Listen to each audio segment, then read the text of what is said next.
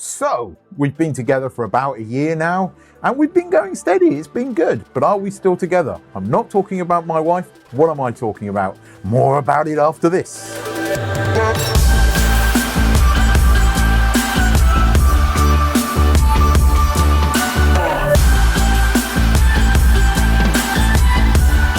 What's up guys, welcome to my channel. My name's Keith, and on today's video we're talking about this, the Mavic 2 series of drones 1 year on. I did wait a while. I am late with this video because most people bought their drones in August when they came out, but I did wait. And there were many reasons why I waited, which I detailed in this video here, but the main reason is because DJI are famous at having these wonderful launch events and flash videos where they go, oh, the drone can do this, this and this, and they get all these YouTubers involved who tell you it can do this and this and this. And then when you actually get the proper production model in your hand, it's missing half the features that they told you about.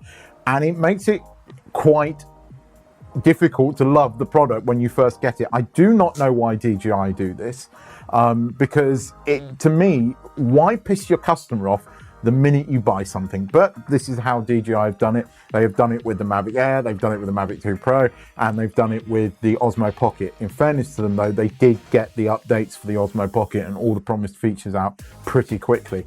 But the Mavic 2 series has taken quite a lot of time. In actual fact, one of the major modes, Waypoint 2.0, that came out about 6 months after the drone was released, and it was still quite buggy. And I made a tutorial video here, which is one of my most popular videos on this channel. And in there, I'll show you quite a lot of the bugs I found.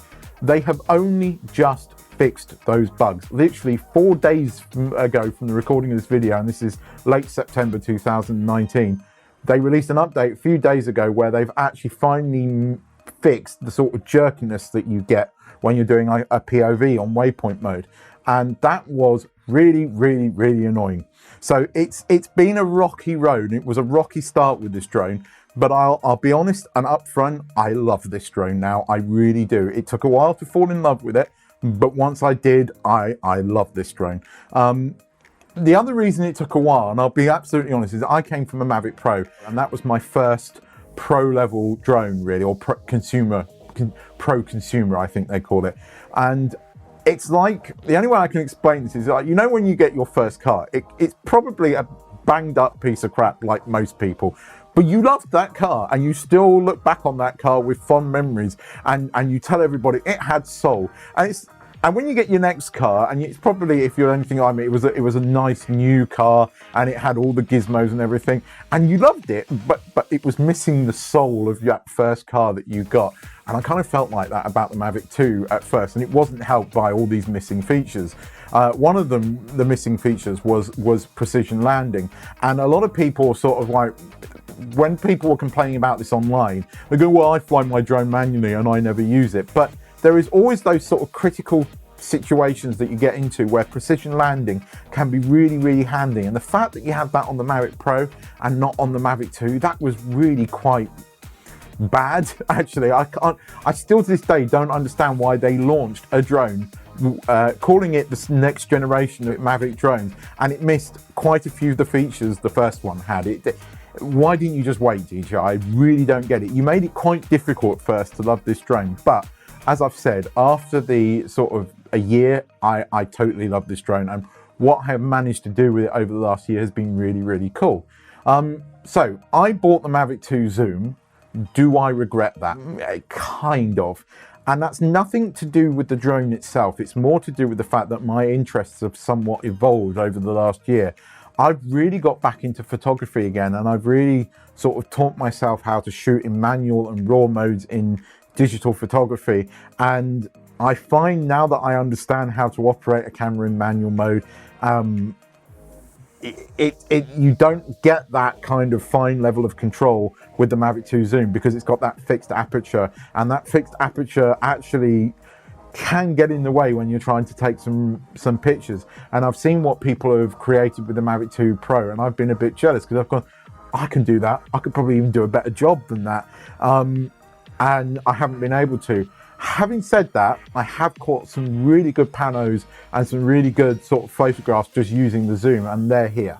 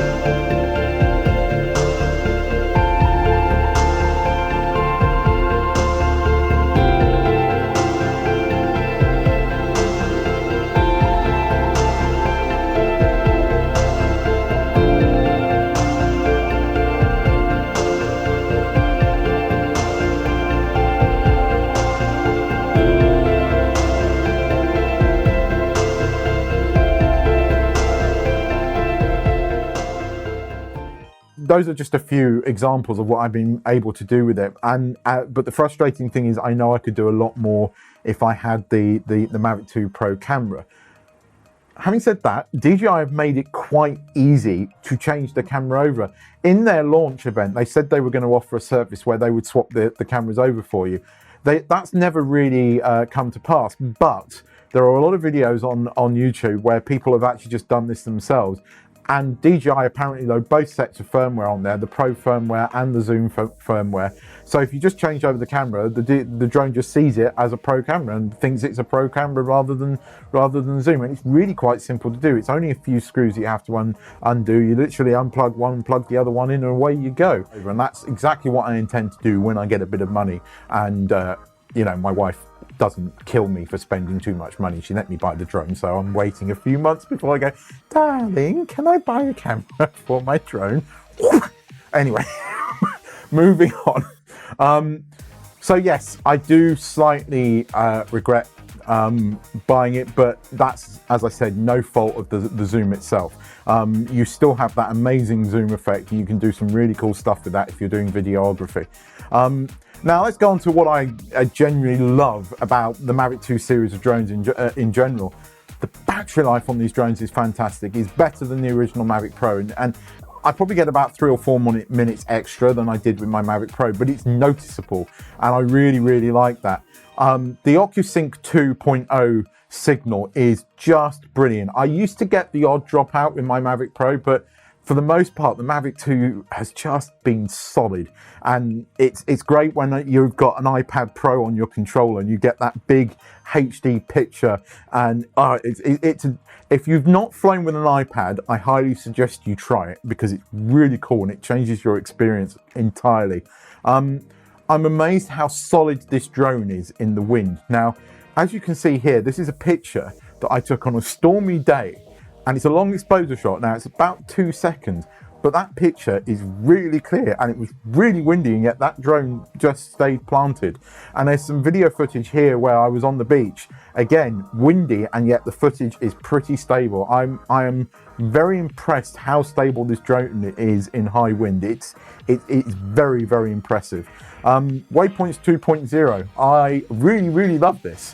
One, because it's my most popular video on YouTube. I did a tutorial on it, which you can see here, but it's also that now that they've fixed it, you can do quite a lot with it. And one of those things is pullback shots. Now, I did a pullback shot where I just used waypoints. Now, you see people on YouTube doing this, you wonder how they did it. I'm not saying they use waypoint, but you can achieve that effect. And here's my pullback shot.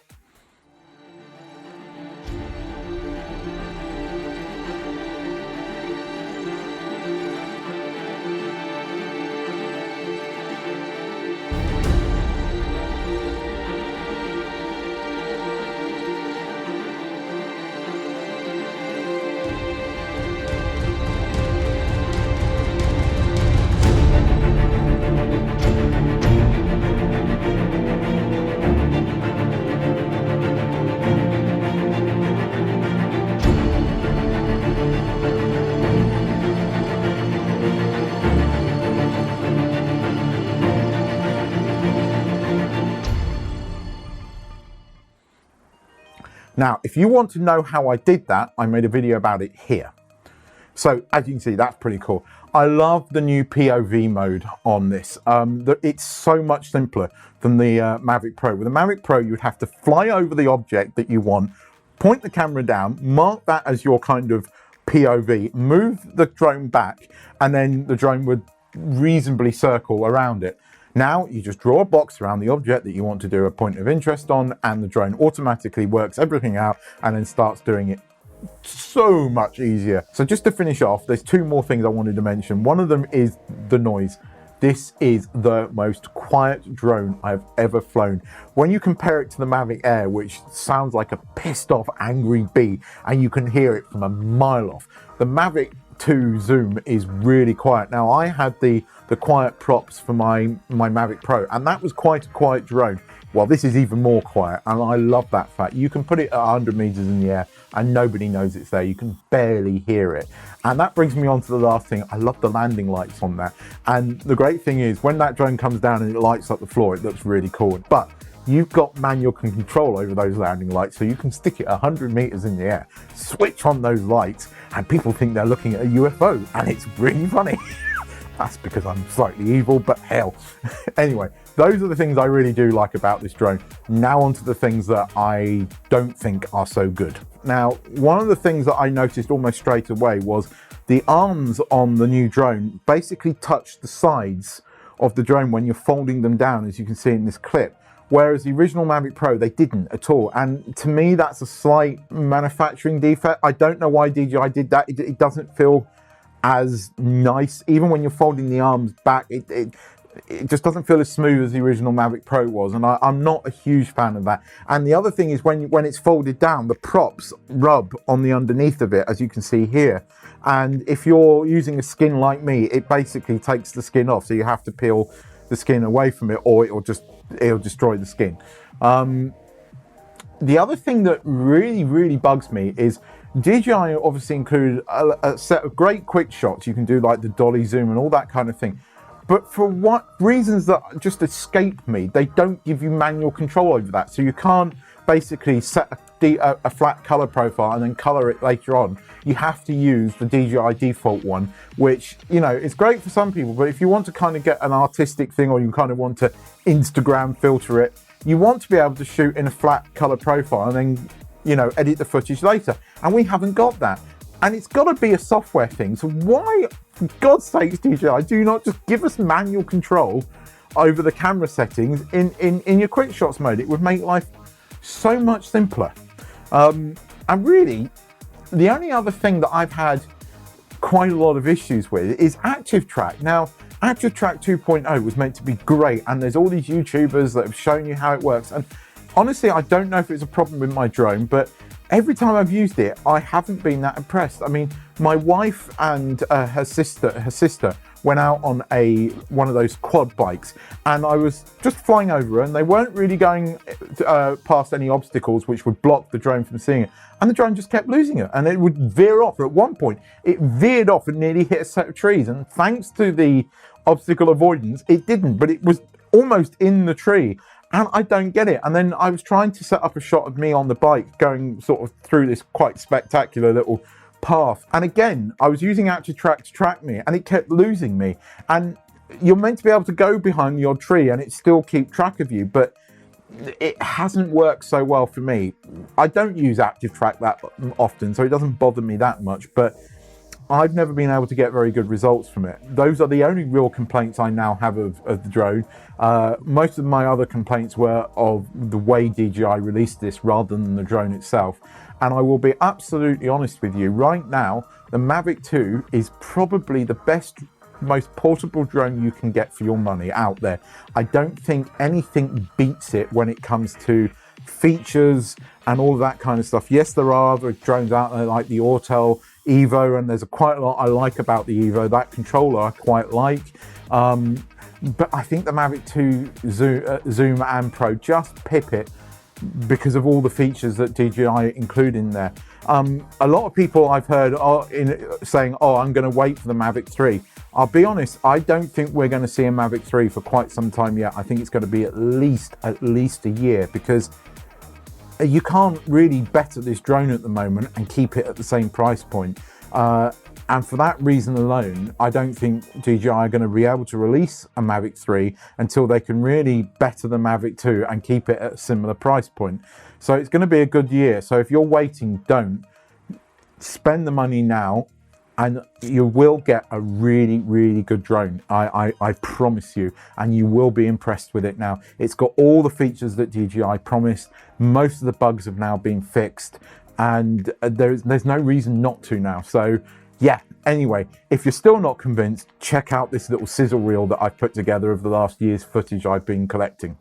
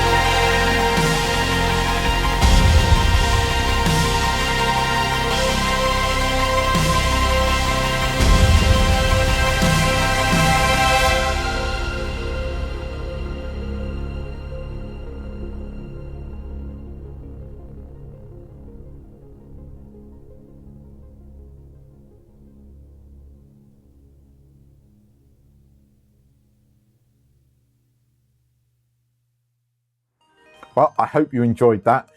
This has been my 1 year with the Mavic 2 Zoom video. If you like this kind of video, I make lots of videos around drones, photography, and Osmo Pockets and stuff like that. And I'm going to be doing a few more tutorials over the coming months. So if you like that kind of thing, then please hit the subscribe button and the bell button so you don't miss another one of these videos. Anyway, guys, it just leaves me to say, wherever you are, I hope you're having fun, happy flying, and I will see you in the next video. But for now, bye-bye.